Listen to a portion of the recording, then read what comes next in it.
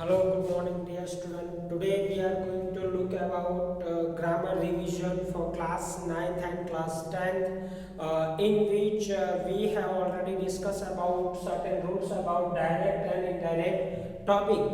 And at that time we have also practiced a paragraph number 1, in which we have seen many types of changes and how it occurs, what could be the changes, which are the places where we have to change, and what kind of changes we have to mention at the time of learning that or cracking that paragraph. But today we are going to look about another topic. Let's discuss that what it comes in this topic and how to crack it correctly. Right? Let's begin with the statement number 1. What is the statement number 1? First of all, अगर आपको इस तरह का question आता है exam के अंदर, तो सबसे पहले आपको कौन बोल रहा है, किसको बोल रहा है, कौन सा स्टेटमेंट है, वो पहले डिसाइड कर लेना है. You have to decide first that who speaks to whom, right, कौन किसको बोल रहा है और कौन से स्टेटमेंट को बोल रहा है, ये आप डिसाइड करिएगा. मान लो कि जब जब चिंतन आता है तब तक मैंने अंडरलाइन की है, राइट, वो भी येलो कलर से. अब मान लो कि चैताली आती है तब मैंने ये सैफरन कलर से अंडरलाइन की है. अब कौन सा स्टेटमेंट कौन बोल रहा है, तो सीधी सी बात है कि पहला तो आपको मालूम पड़ जाएगा कि भाई सेड चिंतन, तो पहला स्टेटमेंट है वो चिंतन बोल रहा है, वो बात हो गई. अब दूसरा सेड चैताली, मतलब ये वाला जो स्टेटमेंट है to the market, that is been spoken by the Chaitali, वो चैताली के द्वारा बोला गया है. लेकिन यहाँ पे और यहाँ पे दो स्टेटमेंट ऐसे जिसमें आपको स्पीकर नहीं दिया है, तो आपको यहाँ पे एज्यूम करना है. यहाँ पे वॉइस सिस्टर ये कौन बोल रहा होगा, तो अगेन चिंतन ही पूछ रहा है, तो यहाँ पे आप ऐसा सोच लेना है, you have to just think in your mind that, right, यहाँ पे कौन होगा, चिंतन ही होगा. और ये वाला स्टेटमेंट कौन बोल रहा है, चैताली, जो कि उसके क्वेश्चन का आंसर दे रही है, राइट. तो ये आपको याद रखना है. इतना करने के बाद हमें दूसरा स्टेप क्या याद रखना है कि भाई पहला जो स्टेटमेंट है वो चिंतन बोल रहा सही है, लेकिन यहाँ पे कौन से काइंड का स्टेटमेंट दिया है, तो क्या आप यहाँ पे देख सकते हो, देखो ये क्वेश्चन मार्क है, समझ में आ रहा है. तो this is start from WH question or WH word and ends with the question mark. So this is the question format. तो हमें जब रिपोर्टिंग वर्ब में चेंज करना है या कनेक्टर में चेंज करना है तो वो इस अकॉर्डिंग टू होने चाहिए. Let's start to write it. चलो हम देखते हैं किस तरह से इसको हम लिख सकते हैं, राइट. सबसे पहले आप शुरुआत कैसे करोगे, यहाँ पर शुरुआत करने के लिए आपको ये याद रखना है कि सेड चिंतन, तो वहां से शुरू करना है. किस तरह से आप शुरू करोगे, तो देखो यहाँ पे योर आंसर इज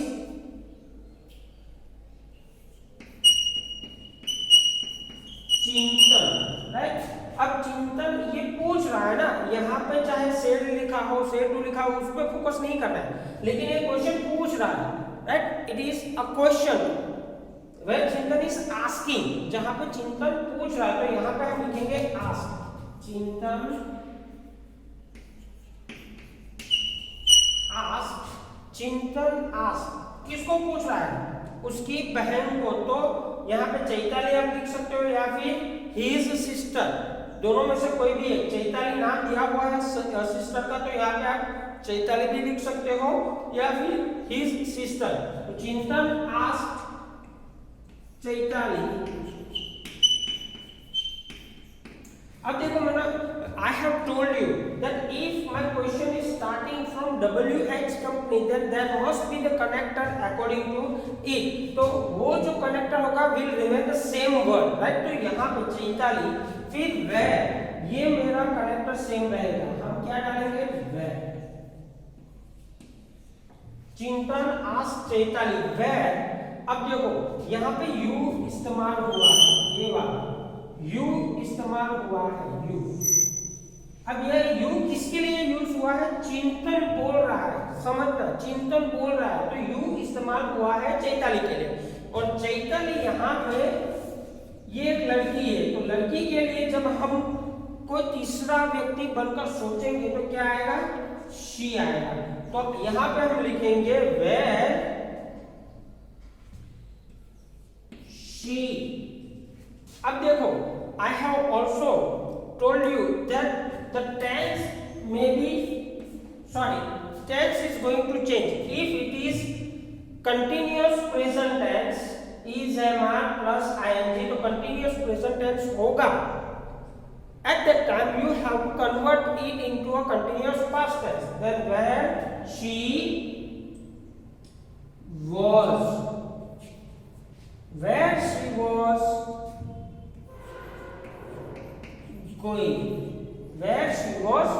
going, वो कहाँ पे जा रही है. अब देखो यहाँ से क्वेश्चन मार्क हट गया और आ गया फुल स्टॉप. क्यों? यहाँ पे मैंने was she था, यहाँ पे इसकी जगह पे मैंने क्या बता दिया, she was. तो ये मेरी सिंपल फॉर्मेशन बन गई. Is it okay? ये समझ में आया आपको? चलो अब इससे थोड़ा सा आगे बढ़ते हैं. चैताली ने आंसर दिया है. देखो said Chaitali to the market, तो यहाँ पे हम लिखेंगे चैताली रिप्लाइड. क्या लिखेंगे?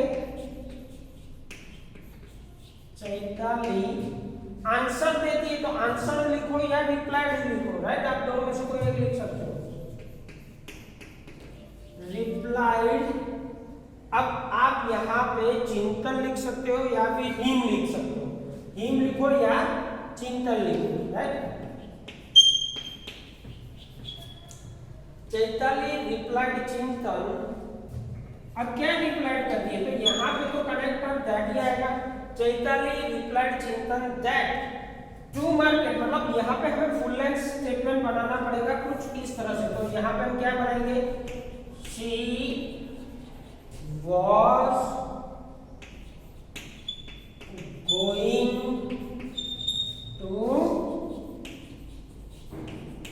market. She was going to market. कहाँ पे जा रही है? She was going to market. ये याद रखना, फुल लेंथ स्टेटमेंट बनाना है आपको. क्वेश्चन के अंदर सिर्फ टू मार्केट था तो हमने she was going to market, मतलब ये इतना हमने ऐड करना है. इसमें कनेक्टर बना दैट और जो रिपोर्टिंग वर्ब बना वो था रिप्लाई. क्लियर? ये समझ में आया आपको? ठीक है. चलो अब जो आखिरी स्टेटमेंट है वो भी देख लेते हैं. इसके बाद का जो स्टेटमेंट है वो क्या है, वाई कॉमा सिस्टर. चिंतन ने फिर से क्वेश्चन पूछा तो हम यहाँ पे लिखेंगे चिंतन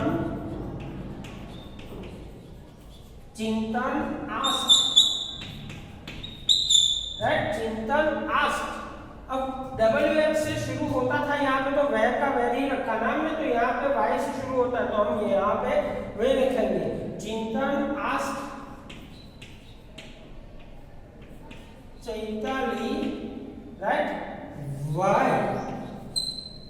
वाई सेम कनेक्टर रहना चाहिए. वाई शी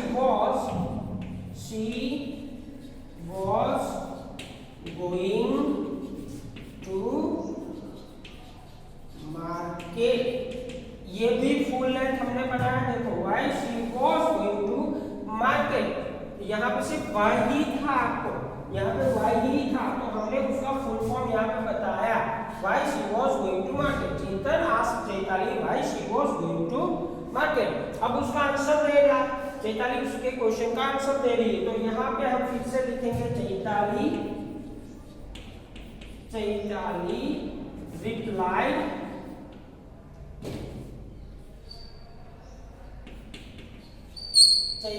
रिप्लाइड चिंतन.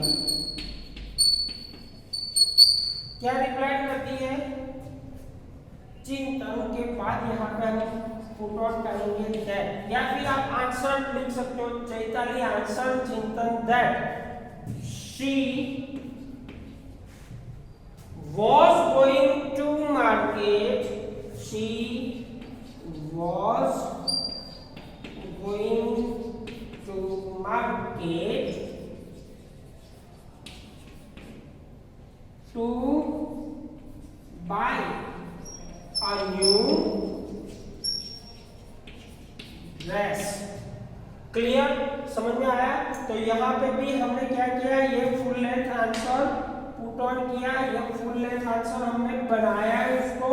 राइट, यहाँ पे कनेक्टर के तौर पर दैट लगाया और यहाँ पे रिपोर्टिंग वर्ब के तौर पर हमने रिप्लाई लिखा.